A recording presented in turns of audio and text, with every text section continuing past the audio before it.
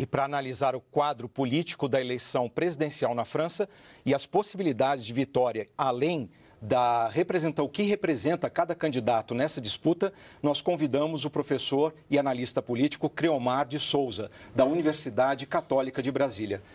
Boa noite, professor. Obrigado pela atenção, pela presença. Boa noite, meu caro. É um prazer estar aqui. Obrigado.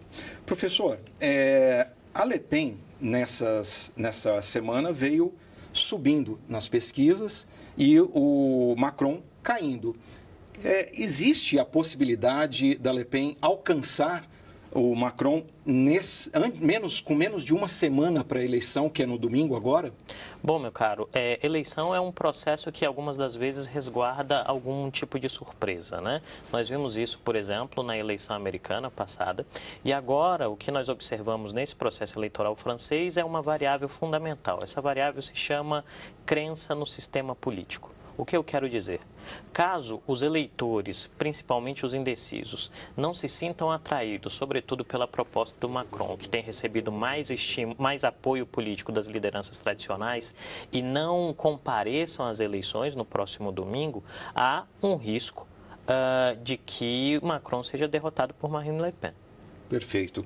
Agora, professor, quais são as expectativas, quais são as insatisfações que a Le Pen tem conseguido captar do eleitorado para fazer com que ela suba assim nas pesquisas? Basicamente, Marine Le Pen tem construído um discurso muito próximo com uma ideia de nacionalismo e de uma espécie de resgate de uma França tradicional.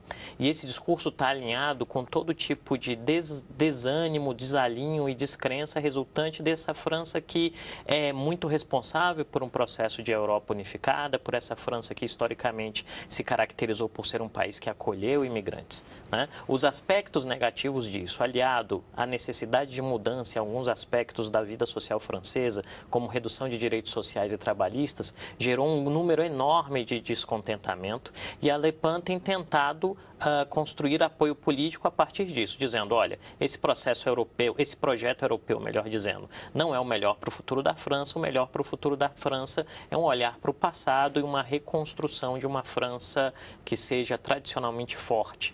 Perfeito. Professor, mas o que pode representar a vitória de Le Pen ou de Macron para a Europa? Bom, caso se consolide uma vitória de Macron, nós teremos uma continuidade dessa França que está alinhada à Europa, que é parte importante desse processo de Europa unificada. De outro lado, uma vitória de Marine Le Pen pode colocar a França em uma situação talvez muito semelhante àquela do Reino Unido, porque basicamente esse discurso nacionalista é um discurso também anti-europeu. É um discurso que tenta construir um olhar que não esteja em sintonia com essa França unificada ao restante do continente europeu. Seria Frexit, né? Sair da União Europeia. Talvez né? seja um pouco cedo para construir esse tipo de consideração, mas a candidata, na sua retórica eleitoral, tem posto esses termos, dizendo que a França tem que repensar o seu olhar e o seu lugar dentro da Europa unificada. Professor, uma última pergunta para a gente encerrar.